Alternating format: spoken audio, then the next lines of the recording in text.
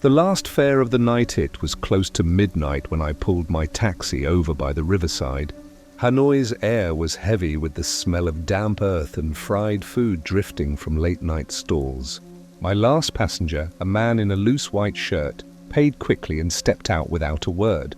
He walked toward the riverbank, swallowed by shadows.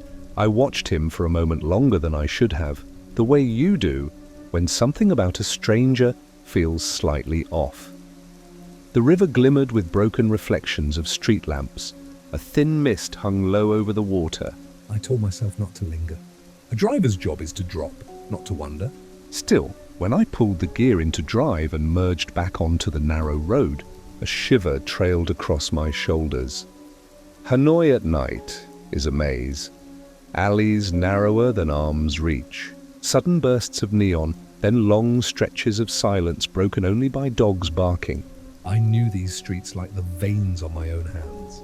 But that night, the streets felt different, like they were waiting. I noticed the bike first in my mirror.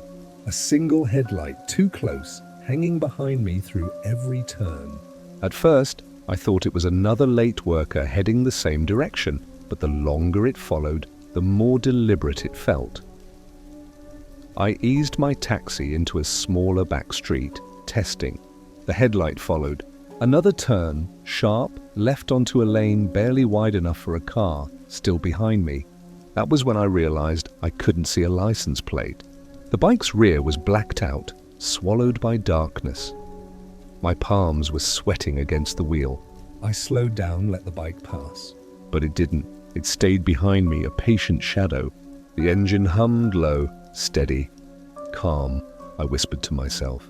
Maybe he's just heading home. The road narrowed further as I approached my own neighborhood.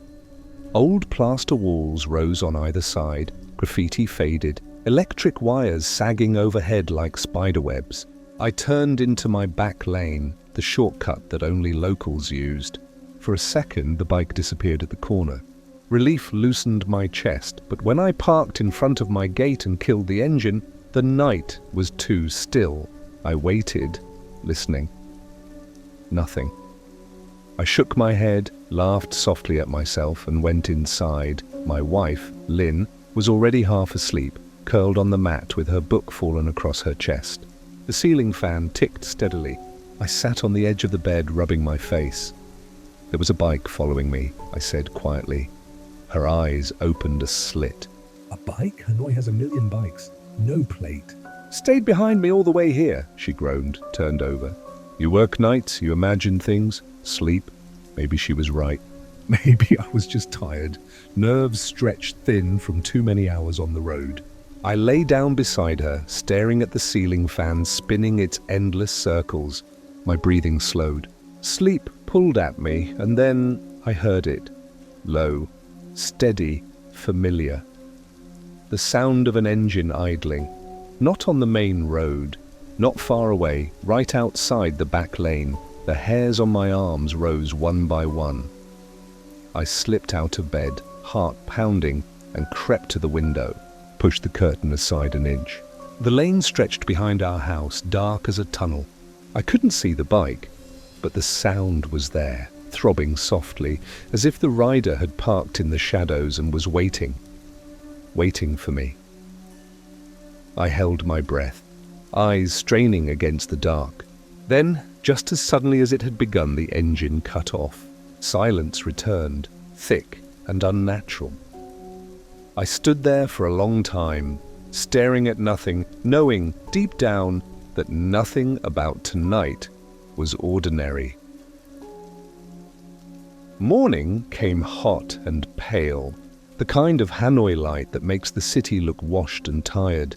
Lynn was already up, clattering bowls in the kitchen, steam rising from the rice cooker, fish sauce cutting through the smell of soap. I was slower. The night had stuck to me. When I stepped into the courtyard to roll the scooter out for errands, I saw it wedged in the gate lattice, a plain white envelope, no stamp, no writing, just damp around the edges where the night air had licked it. Mail? Lynn called. Someone dropped it, I said, but my voice sounded wrong even to me. It wasn't heavy. Whatever was inside slid corner to corner when I tilted it. I stood there longer than needed, the metal of the gate warm under my palm, the alley already buzzing with brooms and bowls, and the thin radio voices from a neighbour's window. Then I slid a finger under the flap and tore it open. A photograph slid into my hand. I didn't recognize it at first, just colour shapes, a wash of warm light. Then my stomach dropped. It was my family last Sunday night at our table. I was mid-laugh, chopsticks in hand. Lynn's hair was loose, her eyes soft, the bowl between us steaming. The angle was slightly high, slightly off, like a bird looking through glass.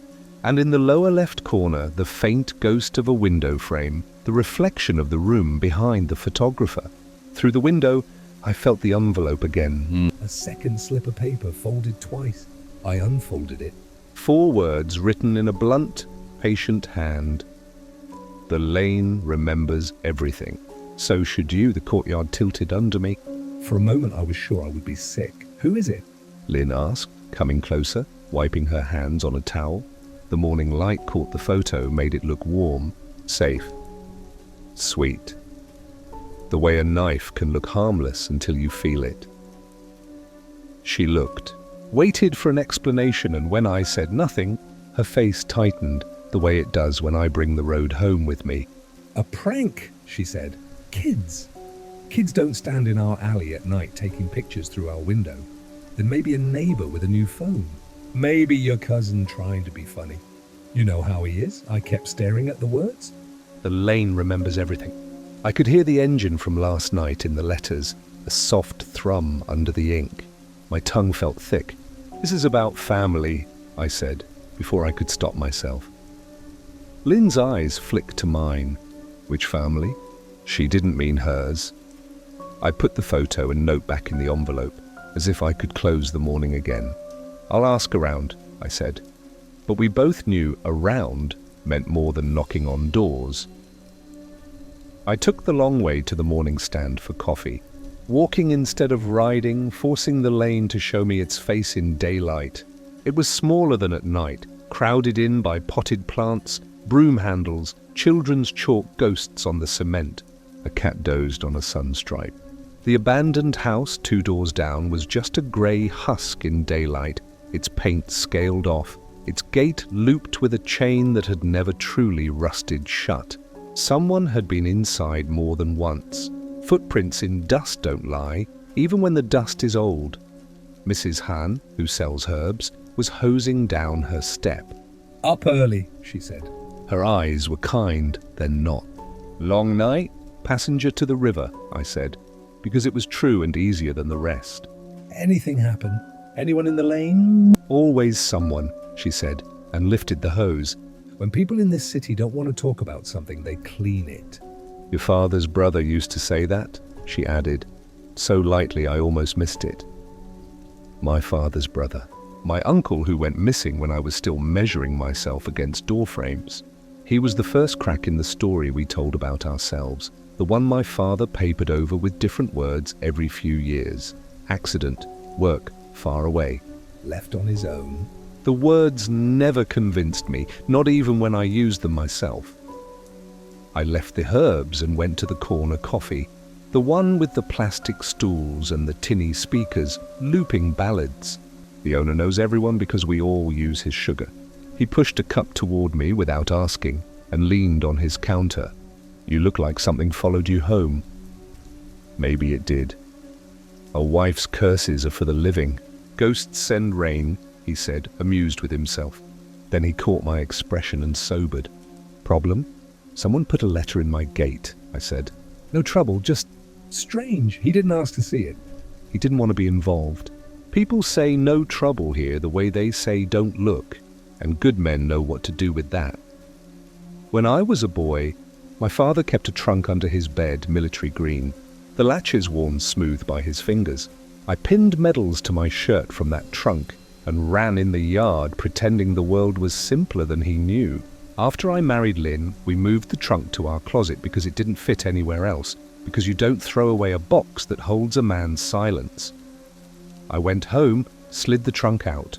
Lynn watched from the doorway, a towel clutched so tight her knuckles whitened. Why now? She asked. Because now isn't last year, I said, and hated the way that sounded like one of my father's sentences. The latches popped open with a sadness that felt like air leaving a room. Inside, under old jackets and a scorched kettle from when everything we owned was fire, there were papers, land surveys with stamps, photocopies of names I knew and names I had never dared to learn, a broker, a cousin, by marriage, my uncle's signature on a page that put a muddy piece of land into someone else's hands for too small a price. The date on that signature was 4 weeks before he vanished. The broker's address was 2 wards over. In the margin, my father's handwriting, cramped, settled. Don't dig, don't dig. The lane remembers everything. So should you. I put the papers back first, because my hands were shaking, then because Lynn was watching. She isn't my father. She believes in talking. Is it bad? She asked. It's old, I said. Old doesn't mean finished. She was right. In this city, old is just another way of saying still here. I told myself the photo could have come from anywhere. Friends share dinners on social media. We post our faces and forget that anyone can pull them back down. But the angle, the window frame, the reflection. Someone had stood outside our home and watched us eat. Maybe they had watched other nights too, and only left this one proof to make me turn the key in the right lock. By late morning I was back on the road because working keeps a man's thoughts from becoming knives. Fares were ordinary, a seamstress to the market, a man with a bandaged wrist to a clinic, 2 students who laughed too loud and tipped too little. The river road steamed. The shade under the ancient trees held the smell of old bicycles and sweet rot. I kept checking my mirrors. No bike, no black visor. Only the city being itself. At noon, my cousin texted me a string of emojis and a photo of a plate of snails, and it felt like an insult until I remembered he owed me money, and jokes were how he avoided paying. I wrote back, "Did you come by last night?" Then deleted it. Asking is how you invite another story, and I already had too many. I told myself I wouldn't take a fare that sent me near our lane before dark. It's easier to lie to yourself when the sun is up. At 4, a woman flagged me down near the lake and asked for exactly that, a ride to a block from my house. I said yes because saying no would have sounded like superstition. She didn't talk. At her building, she counted the bills twice and a third time for luck. And when she pressed them into my hand, her fingertips were cold. "Careful of your back lane," she said. I blinked. Do we know each other? "Everyone knows everyone here," she said, which is the same as saying no one really does. Then she was gone. I sat in the driver's seat until my breath evened, then went the long way around and parked on the main street. I walked the last 100 meters home, listening. The lane was noisy with children and then suddenly wasn't, like a tape that's been cut and glued back together wrong. I unlocked the gate and checked its inside surface by habit now. No envelope, no scratch, nothing to tell me how last night had learned to write. When Lynn left for her evening shift, she touched my arm. If it is your family, we will deal with it. If it's something else, we will deal with that. Don't become a ghost while you're still breathing.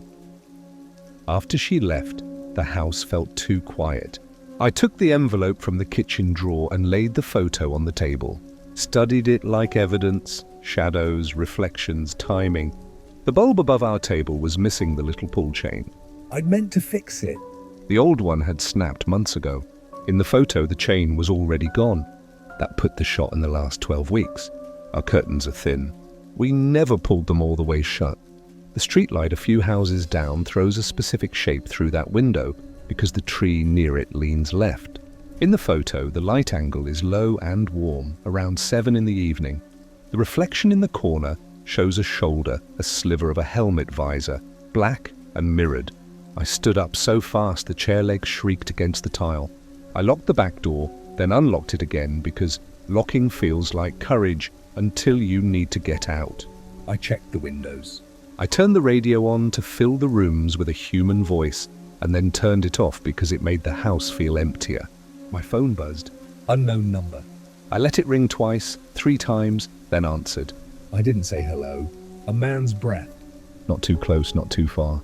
Then a voice like gravel rolled underwater. Well, your father's brother kept the cheap paper, he said.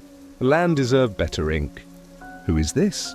Elaine remembers, he said, and hung up. I stared at the screen until it dimmed. I tried to call back. The number was already dead, the kind of temporary SIM that sells for loose cash and leaves no name. I took a photo of the photograph and sent it to myself, to a second email I use for bills. I scanned the note too.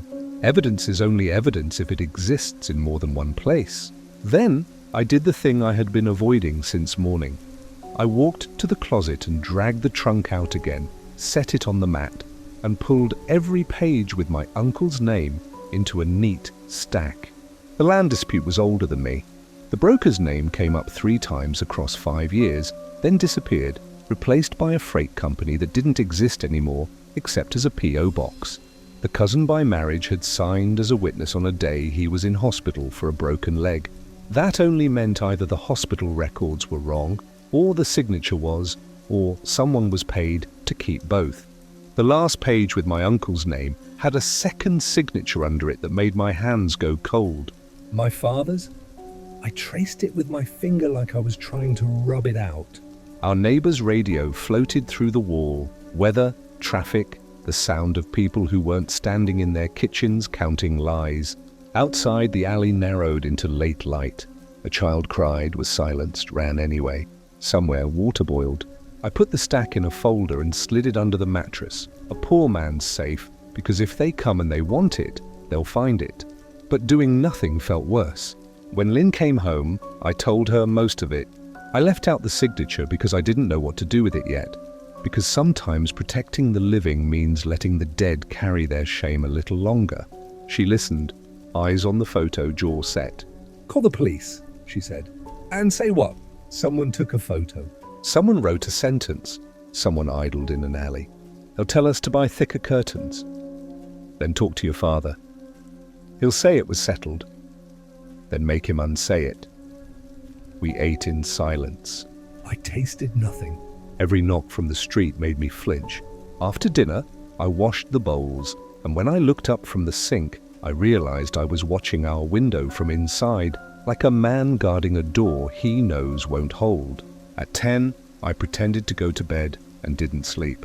At 11:30, the alley cooled. The cats went to roost. The radios died one by one. I lay there listening for it, hating myself for wanting it to come because wanting it meant I wasn't imagining things. Just before midnight it came, low, steady, familiar. The bike idled in the lane just beyond the reach of our light. It stayed that way for 30 seconds, a minute, 2, the sound pressing into the house through the brick, like a thumb into dough. Then it revved once, a patient, intimate sound, and moved a meter or 2 before stopping again. The rider wanted me to know he was not in a hurry. The rider wanted me to know he had all night. I stood in the dark and counted my breaths until the engine cut out and the lane returned to its old, curated silence. I didn't open the window. I didn't go outside. I went to the closet and lifted the trunk again because I didn't know what else to lift. Under the papers, under the old kettle, there was a smaller box I had forgotten. Inside, tucked in a cloth pouch, was my wedding photo, another copy of the one on our wall, the one with our careful smiles. I slid it out. Across Lynn's face, a faint diagonal mark, like something had pressed there when the box had been shut, or like a blade had once rested there and been pulled back. I put it away and sat on the floor, hands on my knees, listening to Elaine remember things I hadn't been brave enough to know. By morning I had decided 2 things. I would speak to my father. And I would change the glass in the back window for something that didn't show us to the street as if we were a show. Before dawn I dozed.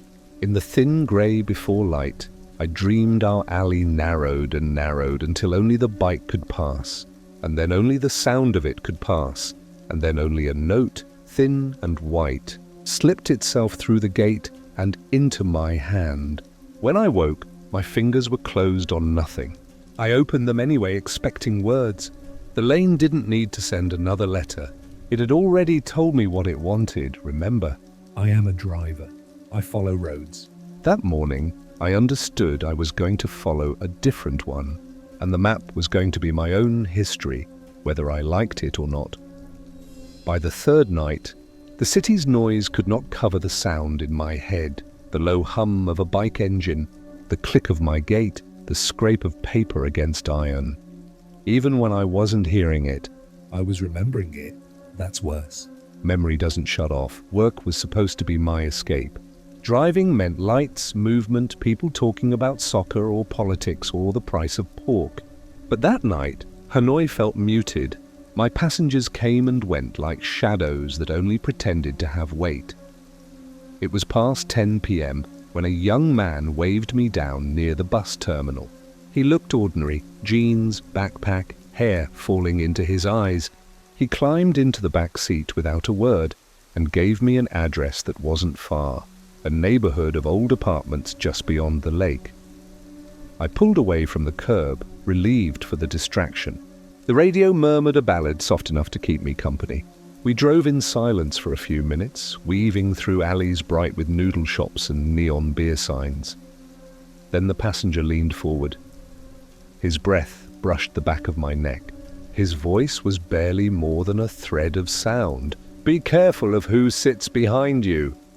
I froze, one hand tightening on the wheel. What? But when I glanced in the rearview mirror, the back seat was empty. I slammed the brakes. The taxi rocked to a halt in the middle of a narrow street, horns blaring behind me. I twisted around. Nothing. The seat was bare, the door still locked. The air holding nothing but the faint scent of cigarettes. I sat there until the horns grew angry, until a motorbike swerved past me with a curse. My heart was hammering so hard, it felt like it belonged to someone else. Had I imagined him? Stress can make a man see things. Stress can put voices in the air. That's what I told myself as I started driving again. But when I reached the address he'd given, a woman stood outside with shopping bags. She frowned at me. "You're late," I stared. "You ordered a ride?" "Yes, my son called you." She gestured at the empty seat. He said he was already inside. Cold sweat crawled down my spine. I didn't see him get out. I managed. She looked at me like I was mad.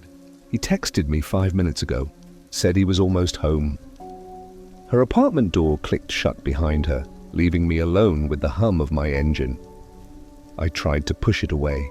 Drove 3 more fares, all of them normal, all of them human, their faces and money solid in my hand. But every time I glanced in the mirror, I half expected to see someone sitting there, whispering. By the time I reached my neighborhood, it was nearly 1 a.m. The main road was quiet. Only stray dogs and the distant rumble of trucks. I turned into my lane. The light over our gate was out. I knew I'd changed the bulb yesterday. And then I heard it. The same low engine, idling just out of sight. I gripped the steering wheel, knuckles white, staring into the dark stretch of alley. At first, nothing moved. Then a shape eased forward, a motorbike rolling without headlights, silent until the rider tapped the throttle, and the engine growled like a warning. The visor caught the faint spill of my headlights. Black, mirrored, reflecting me back at myself. No plate. No features. Only a presence. I stayed in the car longer than I should have. My heart wanted me to drive past, not stop, not let him see where I lived. But the lane is narrow. To turn around is to expose your back. And anyway, he already knew. I forced myself to park. The rider stayed just beyond the circle of light. Engine steady, visor shining, watching. When I stepped out, the night pressed close. My gate loomed ahead, locked but not strong. I could feel his gaze through the mirror glass visor, feel it like a hand on my shoulder. I turned my key in the gate. The engine revved once, sharp. My hand shook. Then just as suddenly, the bike rolled backward into the dark, engine fading, swallowed by silence. I stood there with the key still in the lock, my chest heaving, knowing that this was no prank. No mistake, someone was playing a game with me, and they knew all the rules. Morning came grey and heavy, the kind of sky that presses the city low and makes everyone speak in half tones. I hadn't slept. Every time I closed my eyes, I saw the back seat mirror, empty yet whispering. Lynn set breakfast on the table. Rice porridge, pickled mustard greens, tea. She watched me eat 2 spoonfuls and pushed the bowl closer. "You'll get sick if you don't sleep and don't eat." I wanted to tell her about the voice in the taxi, about the rider who idled outside like he owned our night. But the words turned to ash in my throat. If I said them, they would enter her world too. Instead, I said, "Do you remember my uncle's warehouse? The one by GLM Freight Yard?" She frowned. "Why?" That was years ago. "They closed it after the scandal." Scandal. She said it like a word you shouldn't touch with bare hands. At noon, I visited my father. He sat in his usual chair outside the pharmacy, the paper trembling slightly in his hands. His hair had gone white at the temples faster these last months. "Bah," I said. "Do you remember the Petrov deals? Back when Uncle handled the rice shipments?" The paper didn't lower. Only his voice came dry. "That ledger is closed. Don't stir it. There are people watching us," I whispered. Now the paper lowered. His eyes were sharp, too sharp for a tired old man. "Who?" I don't know, a rider. "Someone leaving things at my gate." A photo of us, at dinner. From the window, his jaw tightened. "Then you keep quiet. You let it pass. What if it doesn't pass?" He said nothing, only folded his paper with careful precision as if silence itself were part of the folding. That night, when I came home, something was waiting at the gate again. Not an envelope this time, a ledger. Old, leather cover cracked, the kind we used before computers. It lay against the gate like a lost dog. No note, no explanation. Inside, the pages smelled of mildew and smoke. Rows of numbers, names, shipments. Some I recognized, our family name, my uncle's, men from the mill. Debts and repayments scrawled in uneven hands. But near the back, one page stopped my breath, my own name. Not in my writing, not in my father's. Next to it, a figure circled in red, 32,000 D, and beneath it, 4 words in sharp ink, "The lane remembers everything." My hands shook. The street was empty, but I could feel eyes pressing against me from somewhere in the dark. When I carried the ledger inside, Lynn recoiled like I had brought in a dead animal. "Why touch that?" Burn it! No, I said. My voice surprised me, too steady. "This is proof. Proof someone wants us trapped in an old debt. Proof someone is building a story about us." But when I turned, another page, a slip of paper, fluttered out. A photograph. Taken at night. Through our window, Lynn and me at dinner, exactly as before. Only this time the photo had been marked. A circle around her face. An X through mine. I dropped the ledger. Bile rising in my throat. Outside, faint but undeniable, came the low idle of an engine, waiting. By the 4th night, I had learned the rhythm of the lane the way a watchmaker learns gears. The cats retired around 11. The radios went soft at past. Somewhere at 12:10, a kettle whistled. Always the same house, always the same 2 coughs afterward. Then the lane took a long breath and held it. That was when the bike came. I heard him before the sound separated from the rest of night. First, a pressure against the wall, then the low thrum like a muscle clenching. I was waiting in the dark at our back window, curtains drawn halfway, lights off, a cup of cold tea in my hand, so my fingers had a reason to be still. He idled in the same place as the last 2 nights, 3 meters past the bend, where the alley narrows just outside the circle of our light. The mirrored visor caught nothing. The plate caught no one, because there was no plate. Lynn shifted in the bedroom, the fabric of her blanket whispering. If she woke and saw me like this, watching an empty piece of darkness like it could answer, she would tell me I was feeding a ghost. She would be right. But this ghost had fuel. The engine grew louder, not because he revved, but because he rolled closer.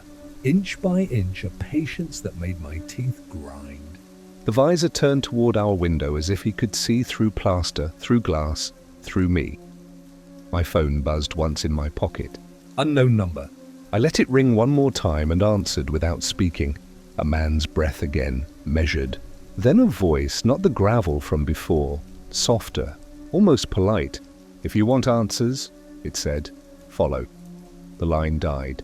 Outside, the bike eased backward, a quiet glide that made the hair at my neck stand up. He turned without lights and slipped out of the lane like an eel through weeds.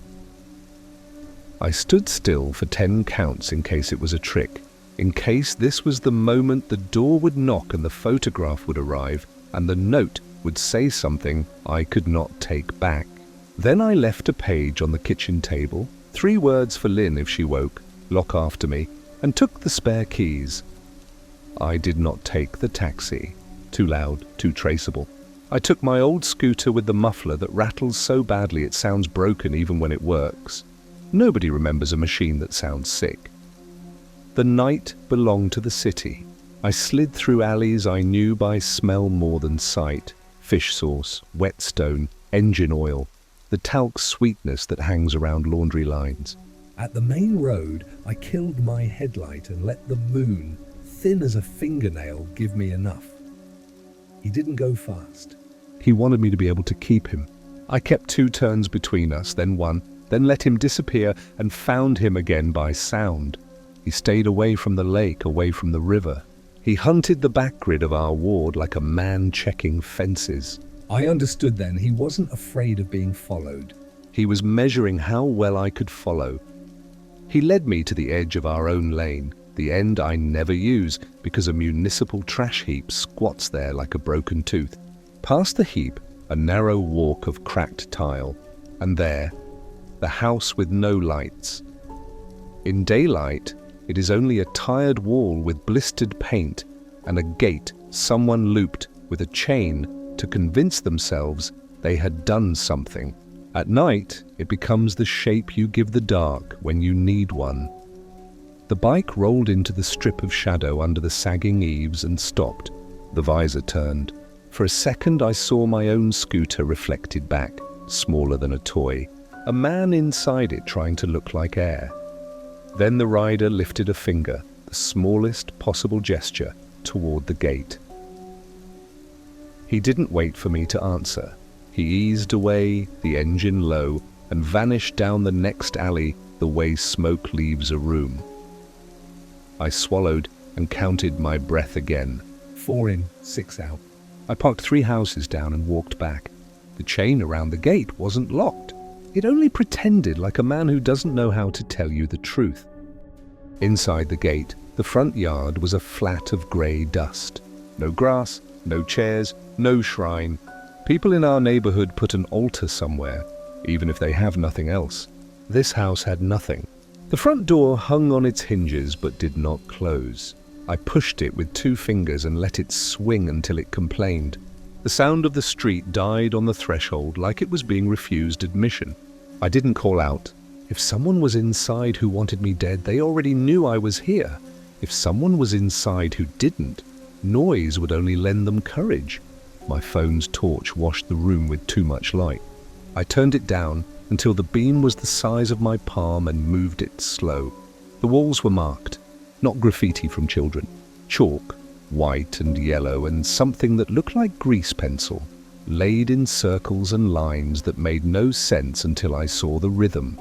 A circle at shoulder height, a cross at knee height, 3 short dashes where a person would stand and look through the window. These were not prayers. They were measurements. On the far wall, a grid of cut-out rectangles taped in uneven lines. At first I thought they were calendar boxes. Then the faces resolved and my throat closed. They were photographs cropped from newspapers and printouts, missing persons. Young and old, eyes that hadn't learned yet how to stop asking questions, and eyes that had grown tired of asking. Some I recognized from banners tied to market fences. Some I recognized because I had seen them once on a desk at the station when someone said, "The family has come 3 times. What can we tell them besides we're looking?" In the center of the grid, at eye level, a larger photograph hung from a pin. My wedding day, the copy we had in the small box under my father's trunk. The same white shirt too tight at my neck, the same smile that tried not to show nerves. Lynn's face was slashed once, not deep, not a knife through the paper, just a line pressed there by a blade that decided at the last moment to be merciful. The air in my chest turned thick. I took one step closer and saw that the slash lined up with a pencil mark on the wall. Faint, 45 something systematic. What rage? Inventory? I moved the torch. More photos. Not all were missing persons. Some were our block, our lane, taken from the angle a man with a bike could sit and not be challenged. Our window, our gate? Me lifting bags from the taxi. Me talking to my father outside the pharmacy. Me handing my cousin a plastic bag in the rain. The plastic bag. I had forgotten that day. Inside it, Lynn's phone, repaired. My cousin had returned it late and wet and said nothing. In the photo taken from across the street, my cousin's face was half turned, his mouth half open, as if he had been about to say the thing that would make the last 2 weeks make sense, and then decided not to. On the floor beneath the grid sat a plastic crate with folders inside. I bent and lifted one. Inside, old letters, photocopies of deeds, pages from the newspaper about the land cases that ate our ward for 4 years and then stopped being news because news got tired. My uncle's name surfaced and sank on 3 sheets. The broker's name surfaced 9 times. Under one, a note in someone's neat hand. Debt ledger retained at warehouse. See freight records 201X, 201X. The last 2 numbers were smudged by a thumbprint that wasn't mine. I heard the house breathe. It was only the wind through the broken back window, but once you've heard an engine wait for you outside your home, you can't teach your body to stop reading sounds like threats. I put the folder back. I took my phone and framed the wall, the grid, the marks, the wedding photo. I didn't take the photo down. Some part of me believed the house would notice if I moved anything and would close its mouth around me. In the next room, the wall marks changed. Not circles and dashes now, but outlines. Doorways traced in chalk where no doors were. A rectangle where no cabinet had ever stood. A small square at ankle height. Measured and labelled with a number I couldn't place. 220213, the dates from the mill. The ones chalked by the loading bay. Here they were a code without a legend. Here they were proof that the mill and this house were not 2 stories, but 1. I shone the torch at the floor below the square. The tile there was different, an older pattern laid down and later covered. Someone had chipped the overlay at the edges with a screwdriver to check the seam, then stopped and covered it with dust again the way a child hides a broken cup. The back door opened onto a small yard where a tree had been once. The stump showed a chainsaw cut, flat and dull. The cut was recent. The sap had not hardened. On the stump sat a clean piece of glass, a square pane like one of our window panes, with its corners taped against chipping. It reflected nothing but the torch and my face, strange and flat and 2 seconds late, the way cheap glass always lies. I heard a scuff in the alley and killed the light. Silence. Then the prickle that means a human has decided to stop where you can't see them. I waited, counting the dark a weight on my back. The scuff came again. Not cautious. Not panicked. The walk of a man who belongs here. I stepped behind the doorframe and let my breath go small. Whoever it was paused in the yard long enough to listen the way I had listened. Then a figure entered the room, slim, with the casual stoop of someone who had learned how to pass through narrow places without scraping his shoulders. He wore a half-face mask, the kind construction workers use when cement dust chokes the air, and a cap too low. He didn't turn on a light because there were none. He moved like a person who knew where every bad board was. He picked up the glass from the stump and carried it back inside as if it were a tray for a guest he disliked. At the wall with the grid, he leaned the pane against a chair and stood back. I took 2 silent steps toward the hallway, closing distance the way you do in a fight you don't want to have. He slid a phone from his pocket and checked it. The screen made his hands glow. He lifted the pane and hung it on 2 small hooks I hadn't seen before, directly over my wedding photo. The pane magnified nothing. It only made a reflection, weak and doubled. In it, the room widened and the chalk lines took on a second set of lines, a ghost plan over the plan. The man stepped into view. The reflection caught his mask and made it a second face. He adjusted the pane by a hair, tapped the frame with a fingernail, and smiled a small, pleased smile a man makes when a shelf sits level and he knows he won't have to explain anything to anyone later. "Excuse me," I said. I did not plan the words. Their shape surprised me as much as him. He flinched, not foolishly, not with panic, but like a wire under tension twanged. He didn't turn all the way toward me. He angled only enough to give me one eye. Behind the mask, his mouth was hidden. His voice came low and very clean. You came alone, he said. It was not a question. You invited me. He tilted his head. Acknowledgement or contempt, I couldn't tell. People in this war don't follow invitations, he said. They pass them to cousins. Maybe my cousins are tired. He laughed once, a hard, empty sound. They are never tired. We stood like that, a breath too long. The pane reflected us both, strangers wearing our own shapes badly. "You've been inside my house?" I said. He didn't pretend. "Yes." "You took a picture through my window." "That is not hard," he said. "Your curtains are for summer. Your wife does not like the heavy ones." The fact that he knew what Lynn liked stole the breath from my chest more than the trespass. He watched the way the sentence landed in me. He enjoyed it as a craftsman enjoys a fitting joint. "What do you want?" I asked. "Everything owed," he said simply. "And the thing that makes owing end? Money?"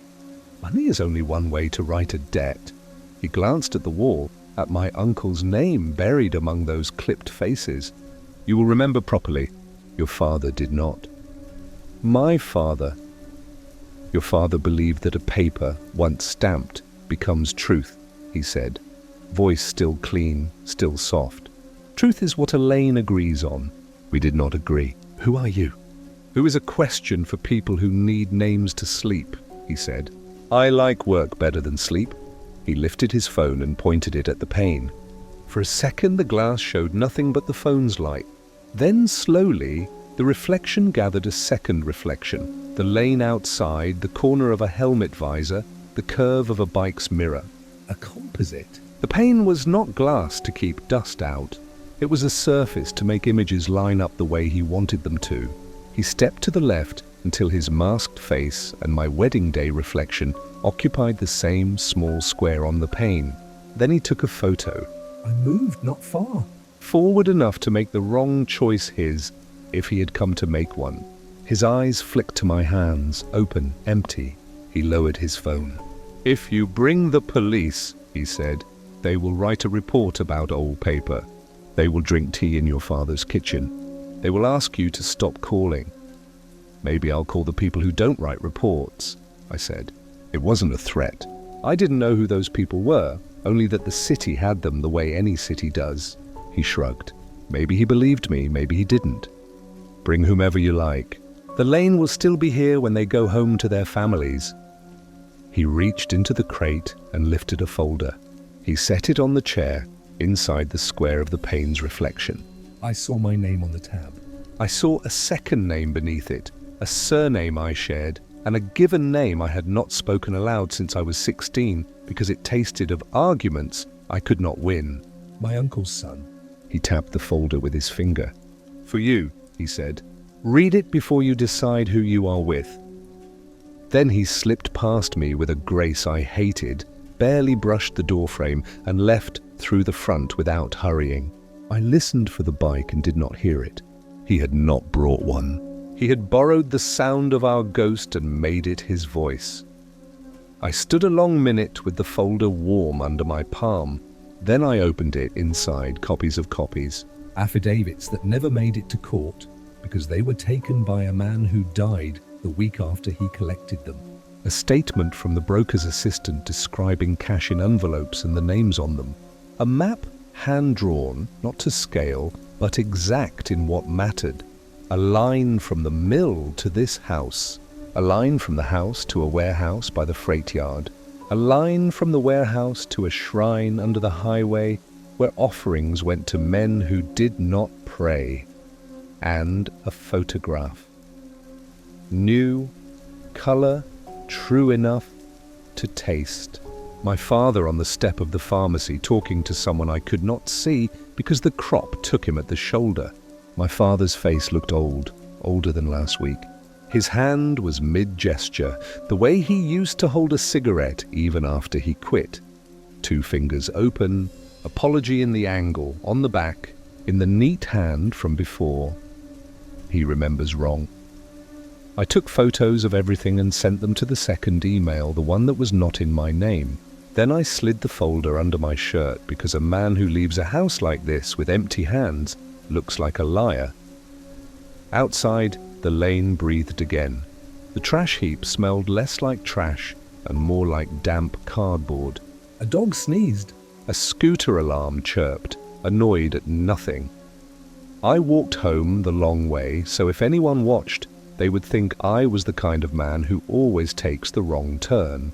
At our gate, I slipped inside and locked it and slid down the door until my knees stopped shaking. The clock in the kitchen said 2:17, the same hour as the night by the river. The same kind of cold behind the ribs. I washed my hands and still the chalk clung under my nails like I had written the marks myself. I put the folder in the oven because no one looks in an oven at 3 in the morning, not even me. Then I lay down beside Lynn and told my body to pretend to sleep. The lane obeyed its map. Around 12:10 a kettle whistled. Around 1 the radios died. Around 2 a bike that was not there told me to follow. When I woke, the morning felt like someone had tilted the world a degree and not told us. Lynn pointed at the note on the table and raised an eyebrow. I nodded toward the oven and said, "Later?" She didn't ask why I had a folder where bread should be. She has learned to let the question stand until the answer has enough words. I went outside to roll the scooter. Our gate had 1 new scratch at eye level. A small, neat line like someone with a key had pressed it there to teach us how doors learn. On the scratch, the chalk had smudged a number only I would recognize now. 2202 for 13. It was not a date this time. It was an address. I looked down the lane toward the house with no lights, and for the first time since the engine came, I felt something colder than fear. Not courage, not anger, purpose. The bike's ghost had given way to a man with work. If he wanted me to see, I would see. If he wanted me to remember, I would remember. If he expected me to break where my father bent, I would not. Behind me, the kettle sang twice and stopped. I closed the gate and made a list on the inside of my skull the way I do before long drives. Who to ask, where to stand, what to notice. The first line wrote itself like a sentence I'd been practicing without knowing. Go back in daylight. See what the dark tried to tell you too fast. I went back in daylight. The lane looked smaller than it had the night before, as if darkness had stretched it for its own use, and morning had snapped it back. Mop water ran in thin rivers along the curb. Someone had hung fish to dry on a wire, silver bodies stiff as if mid-breath. A boy chalked a hopscotch grid across 3 doorways, daring adults to step around his squares. The house with no lights pretended to be only a tired wall again. I stood across from it with my arms folded, a man waiting for nothing, and felt the eyes I could not see. That's another thing daylight does. It moves watchers behind curtains instead of behind visors. 2 women passed with baskets. They glanced at the house and then at me, and then above me at the weather, when nothing was happening. The older one, hair pinned flat as a promise, slowed. "You don't belong there," she said. "All belongs to my lane," I said. "So do I." Her mouth pressed thin. "Lanes remember things they never agreed to," she said. "Especially when men make papers out of other people's breath." She meant land documents. She meant my family without saying it. She meant everyone's. Across the way, old Mr. Fuchs sat on his stool, smoking the cigarette he no longer admitted to his wife. He watched me over the smoke. "You used to run races here when you were small," he said. Round the puddle, past my step, touched the wall and back. I told you not to touch that wall. You touched it anyway. You fell. Your father laughed and then he didn't. I remember the scar, I said, touching the thin line above my knee through my jeans. Scars are how lanes sign you, he said. So you can't pretend you are from somewhere else later.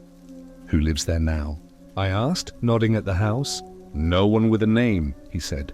There's people who use it like a third hand. And at night, he looked at me like I had asked why rain is wet. At night it is for the lane, he said, and flicked ash into a flower pot. I tried doors. Not the house's neighbours. People opened them and smiled the way you smile at a man selling something you won't buy, and said nothing that wasn't the weather. When I asked directly, have you seen a rider? Black visor, no plate. A man with a half mask entering the empty house. They blinked the way people do when they decide to give you one kindness. They don't lie, but they place their silence gently in front of your question, so it doesn't break its knees. By noon I had learned only this. The house had stood empty for a decade. The last registered owner moved to Haiphong and died. 3 different families had used the yard as storage and then stopped. Every neighbour had heard, and not heard, something at least once a week for years. The lane had an understanding with itself. Keep the peace you can reach. Don't reach too far. On my way home, I found the chalk again. At our gate, a new mark, a small right-facing arrow, the kind carpenters snap with a thumbnail when they want to remember which board becomes the face. Below it, faint and neat, 220213, not a date. An address I still didn't know how to read. I let myself in, careful not to smear the chalk, and called out for Lynn. She answered from the kitchen, sleeves rolled, hair tied high to keep the heat off her neck. The smell of garlic and morning glories filled the room, clean and sharp. Eat, she said without turning. Before your questions eat you. I need to show you something first, I said. Before I drink this tea? She asked, then saw my face and set the cup down without tasting it. I put the folder from the oven on the table. She didn't reach for it. She waited. I opened it and slid out the top page, the map linking the mill, the house, the warehouse at the freight yard. Her eyes moved like a needle, stitching soft fabric into something that holds shape. When she saw our wedding photo, our faces reflected under glass in someone else's shrine, her jaw hardened.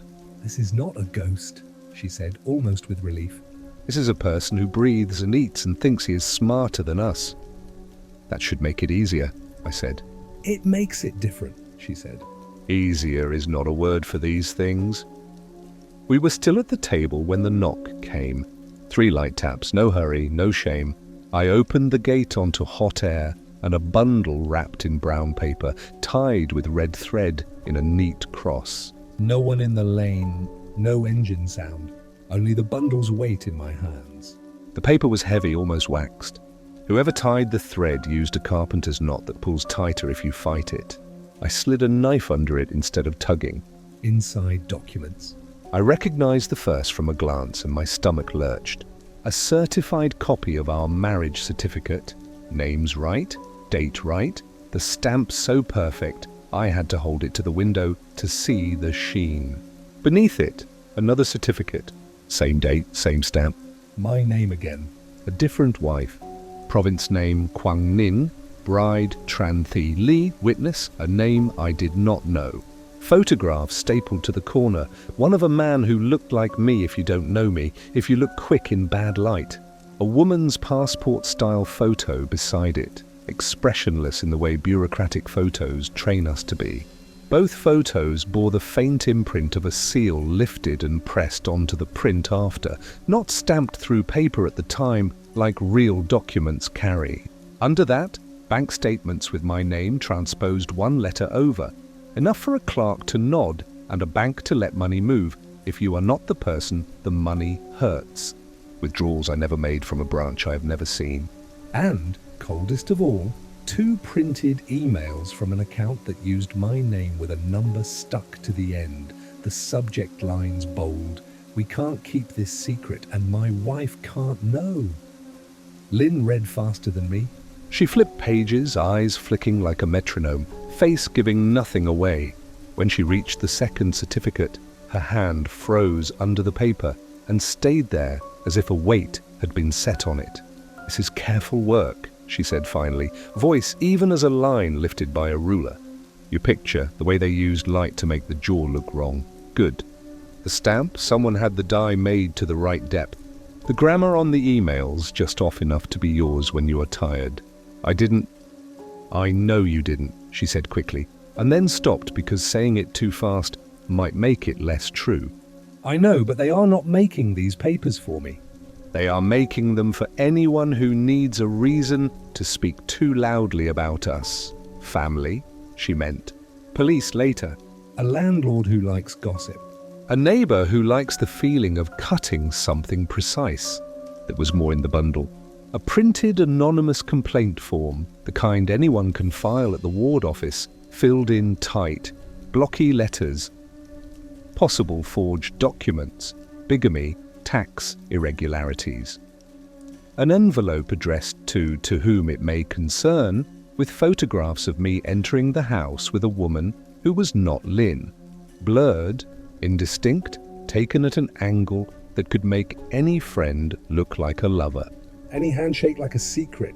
"She's my cousin's neighbour," I said, hearing how thin it was as air. "She rides with me twice a week from the market." "They don't care who she is," Lynn said softly. "They care what people will say when they see her."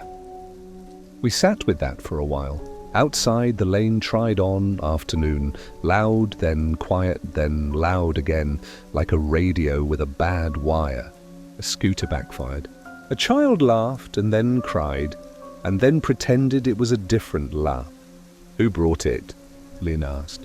"No one," I said, which was stupid because someone had. She walked to the gate and looked both directions. When she came back, she locked the door and the gate both. If the rider had been outside right then, if he had idled the engine to remind us of the night it owned, maybe the sound would have comforted me. The silence did not. "Talk to your father," she said. "Today, now, before this becomes other mouths and not yours." I hated how much sense that made. My father's pharmacy smelled of camphor and sugar lotion. He stared at the documents like a man looking at his own suit on a stranger. He sat very straight in his chair and placed one finger on the forged certificate with the other bride's name. He didn't touch the rest. "This is clever," he said. "It is meant for the ward office," I said. "For neighbours. For police who like quick answers. Driver with 2 wives and a secret account and a temper. They will call it a domestic matter until they need it to be more." He nodded without looking up. "You think this is about your uncle?" "I think nothing in our lane is about only one thing." I put the folder with the mill and house and warehouse on his counter and slid the map across. He didn't trace the lines. He knows this city by walking. He can feel a road in his ankles and tell you where it goes. "Who is doing this?" he asked finally. "A man who knows all our doors," I said. Or, I hesitated, "your brother's son." My father winced, the way people do when a doctor says the word you were trying not to say in the room where your body can hear it. "He left," he said. "He hasn't been back." "Leaving and staying are the same if you don't bring your name when you go," I said, surprising both of us. Someone is carrying his name like a knife. If it isn't him, it is someone who believes they have the right. He rubbed his forehead with 2 fingers, the way he used to after my mother's good days when they cost her too much. "Your uncle signed papers he did not read," he said finally. "I signed something I should have made him refuse." I thought if I made it neat, the lane would forgive a messy year. I was wrong. "Then help me make this year honest," I said. "Help me force the mess into daylight where it looks how it really looks." He closed his eyes, opened them, and sighed the way men do when a long walk starts and the road is uphill. "I will talk to the ward chief," he said. "Not the police, not yet. The ward chief's brother owes me a favour from the floods. He will tell me whose hand is under these papers." "And if it's family?" I asked. His mouth twitched. "Then we eat our shame at our own table," he said, "not in the street." On my way home, I stopped by the little shop, where boys buy phone cards and old men buy new batteries for radios that will never sound better than yesterday. The owner sees more than most because everyone stands in his doorway when they talk. I bought a card I didn't need and asked, casually, if he had seen anyone with a bundle of papers, red thread. A man, he said. Not young, Not old, helmet on. didn't take it off even inside. He bought 2 pens and asked for string like it mattered what colour I gave him. I gave him red because it was on the peg. He smiled like I had solved his problem. Did he say where he was going? He said he was going to teach someone to read, the owner said, and grinned without humour. I told him no one learns in the afternoon. When I stepped into our yard, another neighbour was at the gate, not quite knocking. Ms. Thu with the scar on her lip from when she slipped on fish scales at the market. She looked past me into our house as if looking could be an apology. Some men came, she said.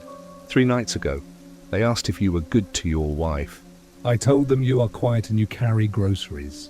They laughed like groceries are a crime. They asked if your wife is happy. I told them happiness is not a word I use in the lane. They asked if you have a temper. I told them everyone has a temper if you push the right place. One of them wrote something in a book and nodded like I'd given him what he wanted. What did they look like? I asked. A man who has been poor and decided never again, she said. And a man who has never been poor and likes to play with the ones who have. The third one didn't look at me at all. He looked at your window. He stood where the chalk says to stand. After she left, Lynn and I sorted the bundle into piles. Forged, might be forged, real. It felt like picking stones from rice, slow, and you're never sure what your fingers miss. We photographed everything. I emailed copies to an address I had made that afternoon with a name that wasn't mine, on a service that deletes mail after 7 days. I printed one set and took it to a plastic lamination store because humidity eats truth in this city. The stall girl ironed the edges and handed me my life sealed shut for 30,000 dong. At dusk the lane altered its voice. Evening does that. It lifts the pitch of voices and lowens motors. I ate quickly and washed the bowls and checked the window once, then twice, then pretended I hadn't. Lynn brushed my arm with her fingers and said without looking at me, "If you have to run tonight, take the small keys, not the big ones. The big ones stick," I nodded. We were learning small languages together. I tried to nap. I dreamed of the house with no lights rearranging itself into boxes that did not open no matter how long I shook them. I woke to my phone on my chest vibrating. Unknown number. The ringtone I had set the first night to make me climb to it from the bottom of sleep. I answered. No hello? A voice I hadn't heard yet. Not gravel. Not the soft clean one from the house. A new man with a slight lilt from the coast. Words rubbed by salt air. You are Atesham Raza, he said, putting my name into his mouth like he was checking if it fit. I am, I said. You have 2 wives, he said, easy as weather. And a temper. I looked at the laminated certificate on the table under the glass. Who told you that? People who write, he said. People who enjoy writing. What do you want? I want to help, he said, and laughed a little. But you won't like the help. Tomorrow morning some uniforms will come and ask to see your home. They will say it is a routine check. They will ask you to come to the ward office. They will be very polite. They will hope you become excited in a way that looks good in a file. You're warning me? I am warning the part of you that still thinks the lane is only a place, he said. It is also a method. Learn it. Who are you? He clicked his tongue. A neighbor, he said. One of the silent ones. Tomorrow I will be silent again. He hung up. I wrote the number down anyway, knowing it wouldn't live long. I lay back on the mat and stared at the ceiling fan and turned the new facts into a shape that would carry to morning. Men had walked our lane asking leading questions. Someone with a mask had shown me a shrine that made sense only when you stood exactly where the chalk told you to. Someone else with a coastal voice had decided to help or to play. My father had agreed to pull on a string he himself had tied years ago. Papers that looked like mine did not belong to me. Around 11:30, the kettle whistled in the house 3 doors down. A minute later, 2 coughs. The lane took its long breath. At 12, the engine came. I didn't go to the window. I didn't need to. I could feel it in the plaster, the way a house keeps count of its own cracks. It idled for 30 seconds, 40, the rider timing me as I had timed him. Then it revved once, twice. A small laugh made of fuel and heat. "Remember," I whispered into the dark, not sure if I was speaking to the rider, the lane, or myself. I am remembering. The engine moved away. The silence that came after felt like a door closing. By morning, I had a plan that was only 5 words long and would make the next day heavy. Open the door before they knocked. Morning came sharp. The lane's children hadn't yet started their chorus of shouting games, and still the knock came first. Not the light, polite rap of a neighbor, but the flat thock-thock of wood on metal, the kind that says we already know you're home. I had promised myself, open before they knock. But I was too slow. By the time I swung the gate wide, 3 men stood there. 2 in ward police uniforms, creased so sharply they looked pressed on the body, not the hanger. The 3rd in plain clothes, tall, black shoes that weren't scuffed by our dust. His smile was meant to be polite. It looked like a lid pressed onto a pot already boiling. "Good morning, Mr. Raza," the plainclothes man said. He didn't ask if that was my name. He said it like he was the one who had given it to me. Behind me, Lynn appeared in the yard, hair tied, eyes narrowed. She didn't speak. She was already the shadow I needed. "Routine document check," the man said. Random for everyone's safety? Random. They always say that. I gestured toward the table inside. "And come in." The uniforms hesitated, unused to doors being opened without resistance. That gave me the smallest advantage. They stepped into our house like men entering a stage. Careful, sure, expecting lines they already knew. They began with the obvious. ID cards, marriage certificate. Bank book. I laid them out calmly, laminated copies and originals both. Lynn served tea without asking, steam rising like incense in a temple where gods had already left. The taller uniform inspected the marriage certificate, holding it up to the light. He frowned, then flipped the paper. His partner leaned over. "Stamp looks fresh," he muttered. "It's 10 years old," I said evenly. The plainclothes man smiled wider. "Interesting, because we received an anonymous complaint." He pulled a folder from his briefcase and spread the papers like a dealer showing cards. My other marriage certificate, the false one. Tran Thi Lai's face staring blankly up at me.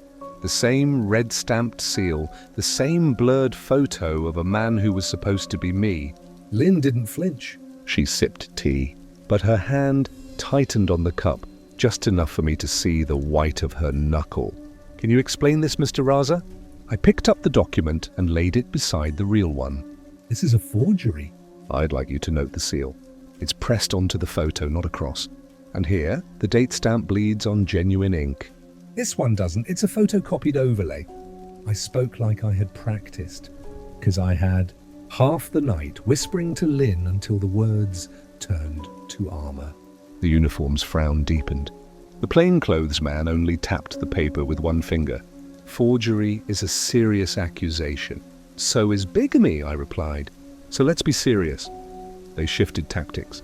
"Neighbors have reported concerns." "Concerns?" "That you argue with your wife." "That you have a temper." My pulse spiked.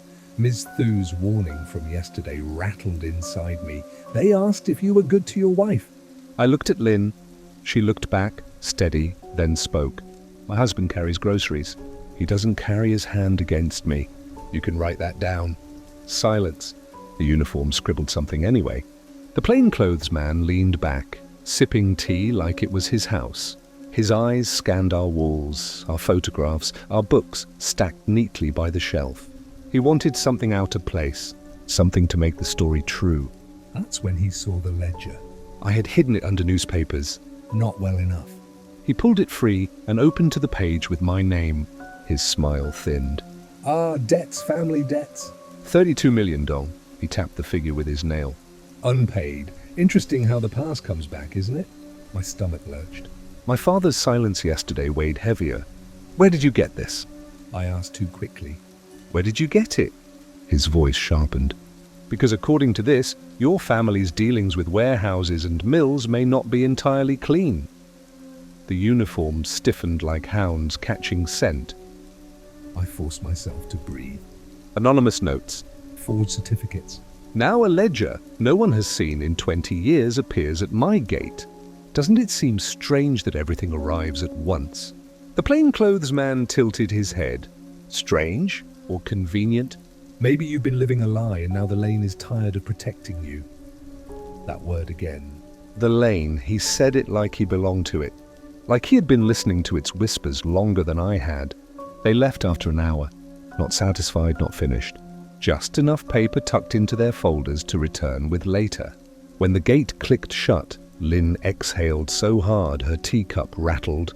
You kept calm, she whispered. I had to, I said. But they're not finished. She nodded toward the ledger still open on the table. They didn't bring that here. Someone wants them to find it in your house. Next time they'll come with a warrant. Then we can't be here when they do, I said. That night I went to see my father again. His face was grey under the pharmacy light. He didn't even pretend to read his paper. They came, I told him. They had the second certificate. The ledger. They're building a case. His eyes closed for a long beat. The lane is punishing us. No, Bar, I said. People are punishing us. People using the lane as cover. He didn't answer. Only stared at the floor, as if the tiles themselves had written our names in chalk. On my way home, I took the long route, past the lake, past the market that slept under tarps. That's when I saw him. The rider, visor down, bike humming low. He didn't follow. Didn't need to. He just sat at the edge of the lane, engine idling, body still as a statue. When I slowed, he raised one hand. Not a wave, a gesture. 2 fingers pointing at me, then down at the ground between us. The meaning was clear. This was no longer about whispers or papers or forged brides. This was a summons. The lane wanted me to come, and it wanted me to come alone. The summons had been clear. 2 fingers downward, a command carved in silence. I parked my car 1 street away. If this was a trap, they'd be expecting me to arrive openly. The back lanes of Hanoi are narrow veins. You can always find another way to the same heart if you know how to walk them. By the time I reached the crooked alley that led to the house with no lights, the night was thick, moonless. Even the frogs had quieted. The gate was ajar. I pushed it open and stepped into the yard. The air smelled of burnt incense and damp earth. On the wall facing the lane, the chalk arrow had been redrawn, bolder, thicker, the lines still dusty on the bricks. Below it, fresh writing, "You have been remembered." Inside, the house was not empty. Candles lined the floor, their flames bending with every draught. On the far wall, photographs were taped in rows. My family, my father in his pharmacy. Lynn walking home from the market. Myself, asleep on our own sofa. At the center of the room sat 3 figures, 2 men in plain clothes, heads bowed, hands folded as if in prayer. Between them, the rider, helmet still on, visor reflecting candlelight like molten glass. He didn't move, didn't breathe, and behind them, a 4th figure stepped out of the shadows, my cousin. My uncle's son. The one who had left. He hadn't left at all. "You came," he said, voice steady, almost welcoming. "The lane still has pull on your blood then." He walked closer. Age had thinned him, but his eyes were sharp, glittering with the conviction of a man who believes history is on his side. "Why?" I asked. He gestured at the ledger on the table, the same one the police had waved at me that morning. "Debts unpaid, promises broken. Our fathers wrote them. We pay them. You forged my life," I said. "2 wives, false accounts, letters through the window. Why?" "Because you were chosen to carry the weight," he said simply. "The lane doesn't forget. It never forgave what your father did. He signed land that wasn't his. He sold ground where bones still rested. You drive people through the city as if the streets belong to anyone, but they belong to us." Always to us, the rider finally moved. A slow lift of his hand. He placed something on the floor between us, a photograph of me, but not recent, from years ago. I was a child, running past this very house, touching the wall where chalk marks had been drawn even then. The same scar above my knee visible in the frame. The picture had been taken from above, someone watching from the rooftop. "You've been there since you were small," my cousin said. Marked, signed. "Do you understand now? You were never free." The two men in plain clothes began to hum low, a droning chant that rose and fell with the flicker of the candles. My cousin took a knife from his pocket and drew it across his palm, letting blood drip into a ceramic bowl. "Tonight," he said, "we settle the account. Your name for ours. Your blood for the debt." I backed toward the door, but the rider blocked the way, visor inches from my face, silent as stone. Behind the dark glass, I imagined my own reflection staring back. My cousin pressed the knife into my hand. "Cut," he commanded. "Join, or the lane will take your wife next." The hum grew louder. The candles flared. For one wild second, I thought the house itself was breathing. I looked at the blade, looked at my cousin's bleeding hand. Looked at the photographs of my family taped to the wall. Then I spoke. "No," I said. "I won't bleed for lies." And before he could react, I drove the knife, not into my skin, but into the chalk mark scrawled on the floor. The arrow, the symbol that tied their ritual together. The candles hissed. Smoke spiraled upward. The hum broke into shouts. My cousin screamed as if I had stabbed him, clutching his chest, though my blade hadn't touched him. The rider turned his head slowly, as if listening to something I couldn't hear. Then, without a word, he walked out through the door, engine roaring alive a moment later in the yard. I ran, past the table, past my cousin on his knees, past the photographs that fluttered in the draft. I tore out into the lane. The bike's headlight blazed once, blinding white, then cut off. When my eyes cleared, the yard was empty. No rider, no cousin. Only the chalk arrow, smeared by my blade, dissolving into dust on the ground. I staggered home, shaking, sweat freezing on my skin. Lynn met me at the gate, eyes wide. "Where were you?" she whispered. I opened my mouth to answer, but before I could, I saw it. A new envelope stuck into the bars of our gate. Inside, a single sheet of paper. Block letters scrawled in black ink. "The debt is not paid. You cannot refuse forever." The envelope still shook in my hands when I stepped inside. Lynn tore it from me, read the block letters, and went pale. "The debt is not paid. You cannot refuse forever." Her lips trembled. "It's me they'll take next." Isn't it? I wanted to say no. I wanted to say I could protect her. But in the silence, with the rider's roar still echoing in the lane, I couldn't shape the lie. The next day, I didn't drive. I sat in my car with the engine off, watching the street, waiting for the visor, the hum. It never came. Instead, whispers came from neighbors, doors closing when I passed. Eyes turning away. I caught fragments in the market. Ledger, scandal, wife in danger. By evening, I made my choice. If they wanted the debt paid, I would pay it. Not with money, not with blood, but with truth. I would return to the house with no lights. Alone. The lane swallowed me whole after midnight. Candles no longer flickered in the windows, but the chalk arrow had returned, drawn fresh, thick, its dust scattering when I stepped across it. Inside, the photographs were gone, the floor swept clean. Only the ledger remained, open to the page with my name and the rider. Standing in the corner, visor gleaming, hands folded as if patient. "I'm here," I said, my voice rough. "You want payment?" Take it from me, not from her. The visor tilted, slow, deliberate. He pointed to the ledger. I walked closer. My name bled across the page like a wound. 32,000 circled in red.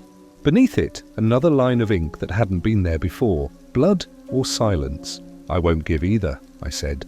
"What I will give is exposure. The police, the press, Everyone will know what you've done." The rider's head twitched as if amused. Then he reached up, and for the first time, he lifted the helmet. It wasn't a stranger's face. It wasn't my cousin's. It wasn't anyone I could name. It was my own, older, hollow-cheeked, eyes ringed with black. A mirror of myself if years of fear had stripped away everything but bone and resolve. "You've carried the lane all along," the voice rasped, my voice broken. You drove its shadows. You signed its debts.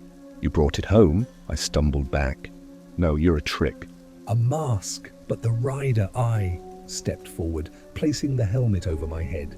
The visor slammed shut, and darkness swallowed me. When I woke, I was on the floor of the house. My hand burned. A cut traced across my palm, blood dried in a crust. The ledger lay open beside me, the red ink smeared into my wound. The photographs had returned. Only one now, Lynn, her face circled in black. I staggered outside, gasping for air, but the lane was empty. The rider was gone. At home, Lynn slept uneasily, hair fanned across the pillow. On the nightstand sat a fresh envelope. No one had heard a gate creak. No knock had come, yet it waited for me. I opened it with shaking fingers. Inside was a single photograph, not the past. Not the lane. Not the house, it was me. Standing over Lynn's bed, knife in hand, visor on my face. The caption scrawled below, "The debt is nearly paid." I dropped the photo, bile rising in my throat. My cut hand throbbed like a brand. Somewhere outside, an engine idled once, twice, then faded into silence. I pressed my palm to the window glass, staring out at the lane that had raised me, that had marked me, that had swallowed my name, and I understood. The rider wasn't watching anymore. The rider was waiting. Inside me,